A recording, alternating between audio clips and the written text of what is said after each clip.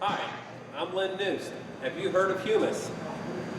We manufacture a product called Humus Solver. It is purity of plant material. Humus is good for accelerating seed germination, multiplying your mycorrhizal fungi on the root system, producing high quality vegetables. It raises your sugar bricks in your plant, puts more energy into your plant. Humus can be used on any type of plant, doesn't matter if it's fruits, vegetables, row crops. It's the missing link in the soil that helps deliver all the nutrients into the plant. It's also good for knocking the smell out of manure. If you've got hog manure, cattle manure, and you don't like the smell, this will take care of that ammonia. What did you say about manure? Say that again. It will take the smell out of manure, literally. We have treated hog facilities, hog manure, cattle manure in the manure. Make the nutrients more available to the plant. Good. What about your tomatoes and your gardening? You know, people who have, sweet corn and peas and stuff, what's it do for that? For tomatoes, when you use it on your tomatoes, it will take care of blight issues on your tomatoes. It will put more blooms on the tomatoes. So they produce more tomatoes? You will produce more tomatoes. And bigger tomatoes? Bigger tomatoes, more meated tomatoes without the watering inside, or water inside of the tomatoes. It puts a thicker skin on the outside of the tomatoes to extend the shelf life on the tomatoes. Is this harmful to human beings? It's naturally organic, it's certified organic, it's safe for human beings and animals. And where do you get this stuff and where are you located? Genesis Ags in Noblesville, Indiana. Noblesville, Indiana carries this product. And where does it come in from in the United States? Where is it mined? We mine it out of New Mexico, we bring it into Indiana, and we process it to a soluble form. What's it do to the bacteria in the soil? Jump starts the microbial activity in the soil, it boosts the soil health, so now that your beneficial bacteria will work better. So what about liquid? What's this inductor here for? We've got it so you can induct the powder into suspension in your liquid. This is a banjo inductor system. You can easily, on your farm or operation, take the dry powder, induct it into water, and already make yourself a tank mix. So if I'm a farmer and I want to spray my crops in the spring, and can I mix this in with my herbicide, or when do I put it on? This is safe to mix in with your herbicide. It will make your Roundup hotter, give you a quicker burn with your Roundup, with your nutrients. As far as in the planter and in a starter application, it will make your seed germinate 4 to 5 days quicker, give you a bigger root mass on the root system, multiply your mycorrhizal fungi. So you're not just saying this, you've actually used this on your personal organic farm for years, and what kind of results have you guys seen in Monticello, Indiana? We can raise 180 to 185 bushel corn crop organically just by making the soil healthy, and that's what this does for you. So by adding this to your soil, you're still certified as organic? Yes, the product is certified organic through Omri. Okay, and you're probably getting a premium price for your corn at organic. Organic prices, you're getting anywhere from $10 to $11 a bushel. Some cases in different years you can get $14 to $16 a bushel. Okay, Lynn, you're a personal farmer, right? And I think 2012 was a very noticeable year with this humus. Tell me about that. 2012 in our area was a very devastating year. We had no rain, big drought year for us. And we put the humics in the row starter. And what we found in a side-by-side trial where we did not put the humics, as soon as it dried off and got hot and the moisture went away, the corn curled up. Right beside it, the corn leaves didn't even curl up. When it come down to a weigh check at the end of the season, we had 20 bushel difference in the crop just by putting the humics in the row starter. So in the worst drought that you've seen as a farmer in Monticello, Indiana in 20 years, you saw a significant difference in a side-by-side, the humus versus non-humus in your corn yield. You said how many bushels difference? We had 20 bushels plus. Okay, and that was the same conditions in the soil, same, of course you're organic, but same fertility, same planting, same seed, everything? Same day planting, same seed, side-by-side applications. We've got pictures that show 6 rows here, 6 rows there, identical. Our plan that we were using at that time was a 6-row planter. and we could see it right to the row. Okay, so you're getting 20 bushel bump on your organic corn farm with humus. That basically saved you big time on a drought year. Let's talk just one more time about how it's non-toxic to rivers, creeks, streams. I mean, you maintain your organic certification with this, so you know the government has to be okay with this. There's no problems with poisoning or anything, is there? No, it's certified organic. It's safe for human beings. It's safe for animals. We don't have any issues of toxicity in the product. It's 100% organic. It's a mined product that comes out of the mountainous region. It's safe to go in the water. There's humics everywhere around us. Everywhere you look, you have some sort of humus in the soil, in your waters, so it's nothing that's not already present. So it promotes microbial activity that's already in the soil, but it just gives it some juice, right? What this does is wake things up. This is a high concentrate. It has microbial life in it. When you add water to it, it activates it. And when you look at it underneath the microscope, you can see it alive and moving. Now let's reemphasize the fact that it's non-toxic to people and non-toxic to animals. I mean, have you ever taken any and just tried to tasted any? What's the deal with that? I have, and it hasn't killed me yet. Okay. So it is totally safe for even human beings, but you're promoting it for ag purposes. We promote it for ag, but I believe the last count on the websites that are out there's about 200,000 websites on human consumption for humic. Okay, so it's okay for people, non-toxic. Let's take a look at these bags. How does it come in? It comes in tote bags. Comes in a granule form. We process it to make it into a soluble form. Zoom in on that. And so what this product is, when the moisture hits it, that will activate it. So it's a dry powder almost, and then when moisture hits it, does it melt pretty easy? It's not going to plug my sprayer, is it? The granular is used for broadcasting. We also have a powder form. Okay. That easily inducts into water that's 100 mesh. Most of it is 2 to 400 mesh. 50% is 2 to 400 mesh. Okay. So when you induct it through a banjo inductor system, you can suspend it right up into water. Okay. And we're actually sod farmers here on the north side of Indianapolis, and we applied this to some of our sod that was not quite ready, not holding together. And I think you worked with one of our owners on that, and in a matter of 3 weeks' time, we were cutting that sod, and landscapers were throwing that sod down, and it had knitted the roots together like nothing we had ever seen, like nitrogen just can't do. So you were a part of that project too, right? Yes. Humics is a missing link in the root system. To develop a healthy root system, you need humics available.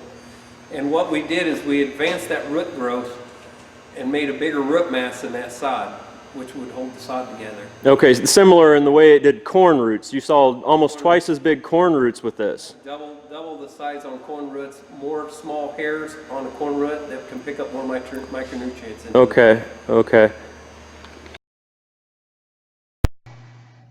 Okay, farmers, let's talk just a little bit more about the science behind what humus really is. The definition of humus is a stable fraction of the soil organic matter remaining after major portions of added animal and plant residues have decomposed, which are dark in color.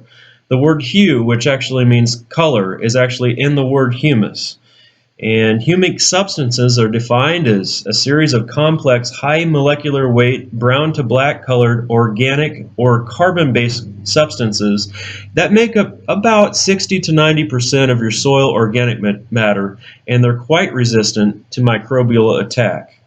Soil comes from parent materials, and a parent material that's a major factor contributing to soil formation is a mountain and the weathering of mountains. Parent materials, these factors actually make up your soils. Parent materials, the climate, the biota, which are living organisms, especially native vegetation, microbes, and soil and animals, and human beings that interact upon that parent material. Plus the topography, which means the slope and aspect of the land position, temperature, and time. The time it takes these parent materials to break down and be exposed to the sun and different elements that make them form soil. Soils are defined as a dynamic natural body that has properties derived from the combined effects of climate and biotic activities as modified by topography acting on parent materials over time. That is the definition of soils from the Elements of the Nature and Properties of Soil textbook by Bradley and Wheel. Warm, wet, humid conditions break down the soil much more completely and much more efficiently. This humic acid and humin that Lynn is promoting and Genesis Farms is selling comes from the southwestern United States. And thousands of years ago, that area was very warm and very humid. And that's why this is very dense, broken down, very potent, very concentrate additives to your soil that make a big difference with just a little bit added. Soil has different fractions of your soil. You have an active and you have a passive fraction of your soil. The active fraction is basically your organic fraction, which is high in carbon to nitrogen ratios. A high ratio might be 15 to 30 carbon to nitrogen, and those have short half-lives, or the half-life of the material. That means half the time it takes for that material to completely be removed, for half of that material to be removed. And then you have the passive part of the soil that doesn't break down quickly. It takes hundreds of years, maybe thousands of years to break down, and that's where your humin is located. Organic is the active fraction that is most responsible for the ease of water infiltration, resistance to erosion, and the ease of tillage. So the active fraction is quickly added and lost. It's added by decomposing plants and is lost by erosion from wind erosion and water erosion. Let's talk about the passive. Passive fraction of soil organic matter consists of a very extremely stable material that remains in the soil after hundreds of thousands of years. That's where the humus is. This is where the humus is massively located and physically protected.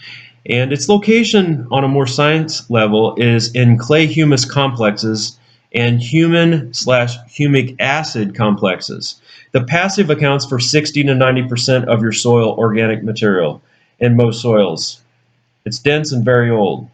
The quantity of the humic acid and humus, if you will, is only increased or decreased very slowly. The passive is responsible for the highest CEC, or cation exchange capacity, and water holding capacity. It consists of very finely divided plant tissues that are high in lignin and other slowly decomposable and chemically resistant components. The half-life of these materials is measured only in hundreds or thousands of years. Again, that's where humus is located. The slow fraction of the soil is the most important source in your soil for mineralizable nitrogen and other plant nutrients, and provides the underlying food source for steady metabolism of your soil microbes. Agroecosystems is basically the whole system of soil. Definition: it's the rate of which soil organic material goes up or down. In the agroecosystem, carbon is gained or lost. If you gain carbon, you're doing good things to your soil, and that's where adding humus helps. If you lose carbon, that's where your soil is going the wrong direction, and you probably need to add humus. Activities that farmers do that are great, that add carbon to the soil, are adding green manures, cover crops, conservation tillage, returning of plant residue to your soil. Low temperatures and shading are good. Controlled grazing, high soil moisture, surface mulches, application of compost and manures, and appropriate nitrogen levels. High plant productivity and high plant root tissue ratios, like grasses. That's why Central Illinois has so much topsoil. They have a lot of decades, hundreds of thousands of years of grasses growing out there that have a lot more roots compared to the shoots that are on top of the ground. What's upstairs is less than what's downstairs. The roots of grasses can go down 4 to 5 feet in mature prairie land grasslands, as opposed to Indiana and Ohio that are native deciduous areas. The ratio of roots on trees based upon what's upstairs, the ratio of roots is much lower. Let's talk about bad things of your soil, where your carbon loses and goes up into the atmosphere and metabolized carbon dioxide. Erosion, intensive tillage, whole plant removal, which is like what we do with corn. We take the corn, we take a lot of the plant off the farm permanently, which is, all those kernels leave the farm. High temperatures and sun exposure, overgrazing, Low soil moisture. Fire is a terrible thing. Fire releases so much carbon into the atmosphere that soil can almost never recover from that. The application of only inorganic materials like ag fertilizers, which are salts. If you've added ag fertilizer and had some of that powder and dust get on your mouth, you've probably had a taste of salt. Salts are a sterilizing agent. Sterilizing agents preserve meats for people that make meats. Basically, they stop organic activity and they stop what the good things that the microbes are doing. And farmers have been adding chemicals and ag-based salts to their land for hundreds of years. And the humus counteracts that. It's going the completely opposite direction of ag-based salts. When you add humus, it helps repair some of that damage. And the other things that release the carbon from your soil in a negative way are low plant root to shoot ratios and low plant productivity. So give us a call. Humus can make a big difference, as you've seen in these pictures. Genesis Farms in Noblesville has this humus. A little goes a long way, and we're based upon science, and we can make you more profitable this year. Our number is 317-773-2900. Give us a call. And yet, one other place in Indiana that we carry and distribute this humus product is the Rushville Napa store. Talk to Barry. His number is 765-932-5442. Again, Barry, Rushville, Indiana, the Napa store, 765-932-5442. Thank you.